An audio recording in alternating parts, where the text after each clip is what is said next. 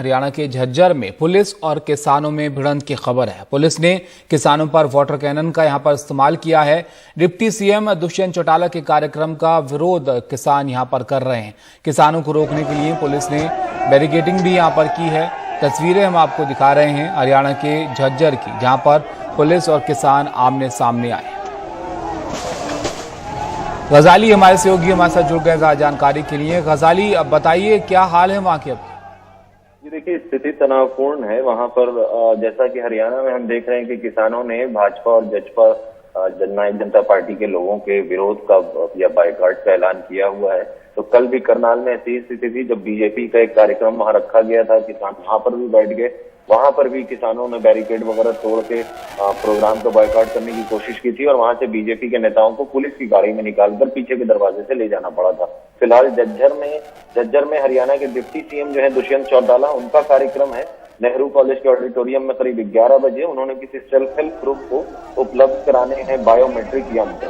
अब इसके प्रोग्राम के विरोध में किसान जो है टिकरी बॉर्डर वगैरह से भी वहां पर पहुंच गए हैं, क्योंकि झज्जर जिले में ही टिकरी बॉर्डर भी आता है।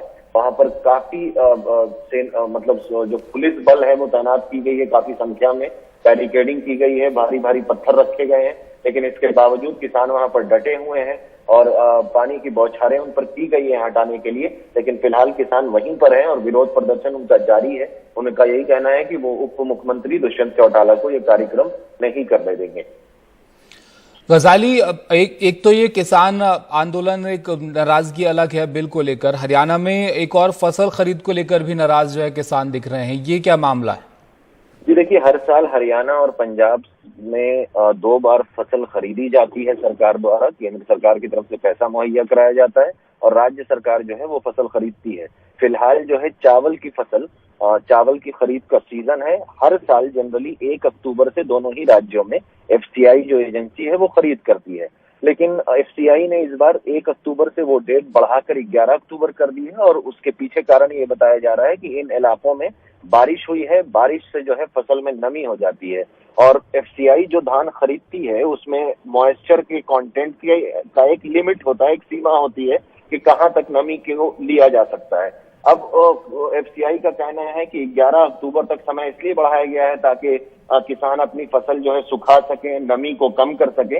लेकिन उसी के बरअक्स जो है खास करके किसान यूनियन और पंजाब में तो खुद मुख्यमंत्री ने भी कल ही देर रात ये बयान दिया कि ऐसा करने से किसानों की मुश्किलें बढ़ेंगी।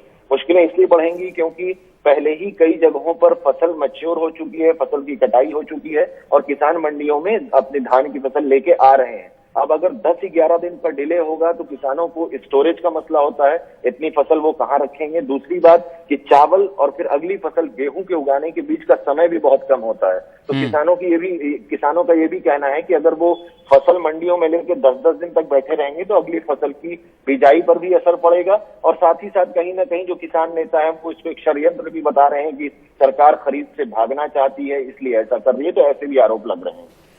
और जो गुरनाम चढ़ूनी है वो तो इसको लेकर प्रदर्शन की भी बात कर रहे हैं। कल तक का वक्त अब किसानों की तरफ से दिया गया फसल खरीद को लेकर। गजाली जी देखिए, किसानों और सरकार के बीच में ट्रस्ट डेफिसिट इतना बढ़ चुका है, मतलब भरोसा नहीं रहा सरकार पर कि सरकार के हर कदम को वो शक की निगाह से देख रहे हैं। अगर सरकार ये चाहती है कि किसानों की फसल सूखी हो और तभी उसकी खरीद हो तो किसान इसमें भी ये सोच रहे हैं कि कहीं सरकार फसल खरीदने से तो नहीं भाग रही। इसीलिए गुरनाम चढ़ूनी जो हरियाणा के एक प्रोमिनेंट फेस हैं, बड़ा चेहरा है किसान आंदोलन का, उन्होंने ये कहा है कि अगर सरकार फसल की खरीद नहीं शुरू करती है 1 अक्टूबर से यानी आज से, तो वो भाजपा या जजपा के नेताओं के घर के सामने अपनी ट्रॉली में फसल लेकर जाएं और उनके घर के सामने उसको रख दें या गिरा दें।